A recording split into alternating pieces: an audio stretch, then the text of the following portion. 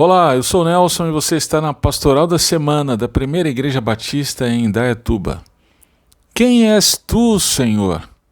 Essa pergunta foi feita por alguém muito religioso quando o Senhor se apresentou a ele. Essa pessoa pertencia a uma família religiosa. Como tal, foi cedo educado nos credos, ritos e orações apropriados. Na juventude foi formado na melhor escola teológica de sua época. Estudou com um dos teólogos mais renomados. Pertencia ao segmento religioso mais zeloso de sua tradição. Você já deve saber a quem eu me refiro, não é? Sim, Paulo.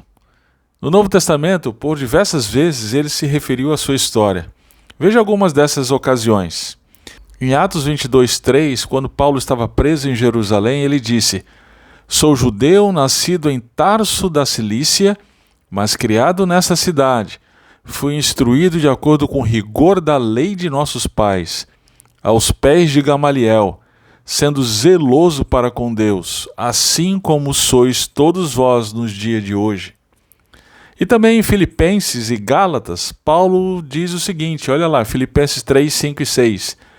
"Circuncidado no 8º dia", Paulo aqui está se referindo a si mesmo, "da descendência de Israel, da tribo de Benjamim, hebreu de hebreus, quanto à lei fui fariseu, quanto ao zelo persegui a igreja, quanto à justiça que há na lei, eu era irrepreensível." E lá em Gálatas 1,14 ele diz: "E no judaísmo eu ultrapassava muitos da minha idade entre meu povo, sendo extremamente zeloso das tradições de meus antepassados." Perceba que Paulo não era um homem devasso, afeito a noitadas, um corrupto ladrão ou coisa do gênero. Ao contrário, ele era um homem profundamente religioso, que pautava sua conduta na moralidade do judaísmo. E com todo esse currículo, nós podemos afirmar que Paulo conhecia a Deus, correto? Bem, não é bem assim. Em Atos 9, Lucas nos conta a conversão de Paulo, que na ocasião se chamava Saulo. Ele estava em Jerusalém e liderava uma comitiva a caminho de Damasco, com autoridade para prender os cristãos e os levar para Jerusalém para serem julgados. Por que Paulo fazia questão de perseguir os cristãos? O texto de Gálatas nos aponta a resposta a essa pergunta. Veja, Gálatas 1,14 de novo. "E no judaísmo eu ultrapassava muitos da minha idade entre meu povo, sendo extremamente zeloso das tradições de meus antepassados."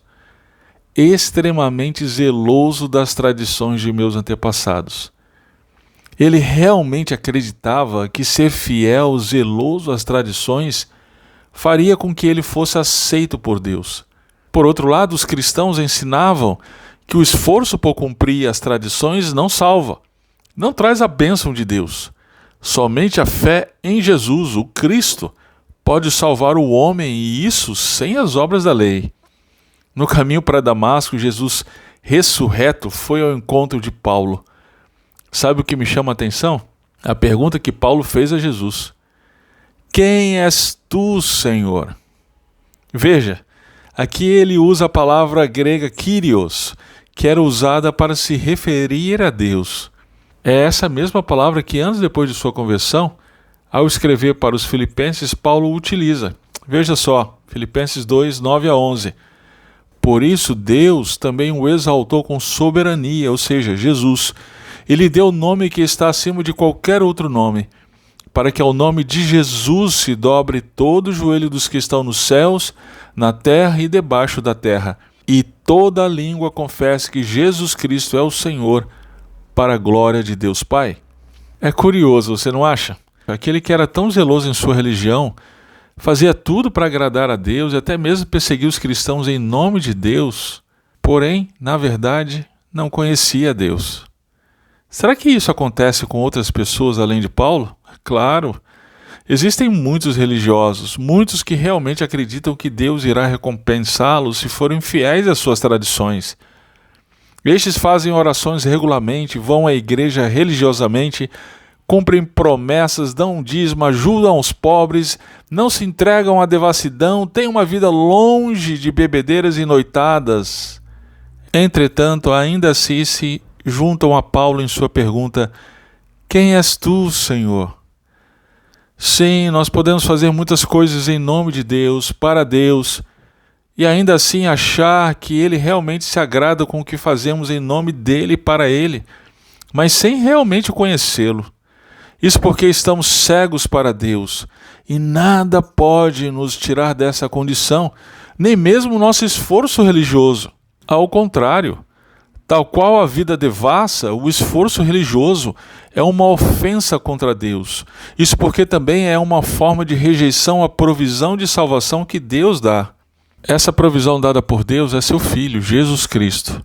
Somente Jesus Cristo nos tira a venda dos olhos e nos faz ver que a salvação é de graça, mediante a fé nele, que ele é Deus que se fez homem, morreu para pagar a nossa rebeldia contra Deus e ressuscitou. Dessa forma, eu quero me dirigir a você que é extremamente religioso, mas que tem perguntado: quem és tu, Senhor? Pegue uma Bíblia e leia com cuidado o Evangelho de João. Leia o Evangelho fazendo a seguinte pergunta: como eu posso realmente conhecer a Deus? Você vai se surpreender em como João responde a essa pergunta ao longo do Evangelho, culminando nas palavras de Jesus, em João capítulo 14, verso 6. Eu sou o caminho, a verdade e a vida. Ninguém vem ao Pai a não ser por mim.